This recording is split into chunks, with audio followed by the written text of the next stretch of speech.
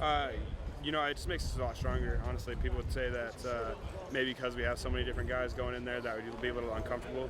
But in my opinion, I think it just makes us more comfortable. We have a bunch of guys getting a ton of experience everywhere, and all that does is build trust throughout everybody on the entire line. So, like I said, with all that rotation, we come together a lot more, and I think we're still improving. Helfrich said that this week there's still a lot of basic training being going on, so it's a completely different bye week. How would you compare this year's bye week to previous year's bye week? This bye week's a little bit more difficult. It's definitely a little more up tempo in practice as far as that goes. We got guys working really hard, working in all the positions, including scout team guys, and it's a lot more physical, I think, this year than it was last year. So I think that's a really good thing. Is there a different? I know you guys are preparing for another proponent right now, but is there a different energy in practice having kind of gotten that win against Washington a little bit of relief? Not really necessarily relief. Just kind of we come every week to work, and so it's kind of just been that same mentality this week. How do you feel like the swagger was for the line against a tough D line at Washington?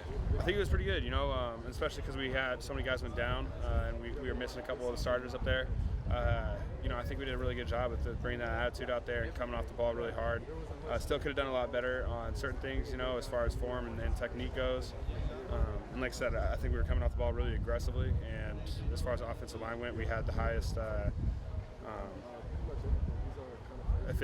we had the highest rating as far as the GPS statistics went. So we were working really hard, and I think as long as we get some technical things fixed up, we're gonna be pretty good. I know offensive line would probably like to run the ball whenever you guys have a chance to, but what does it mean that you guys were able to open up the passing game against Washington?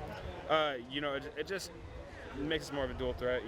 As long as really when it comes down to the offense, it comes down to us. How well can we protect the quarterback? How well can we open the holes for the running backs to get through? Like I said, so it's a huge deal when you got multiple weapons on the team. When Vernon's back there, do you guys as an offensive line know you have to keep going? I don't know, because he extends the play so much. Is there a difference when he's back there as opposed to like a lock team that maybe isn't extending the play as much as pass blocking? Not too much. I mean, the biggest thing is we just try to get rid of that mental clock.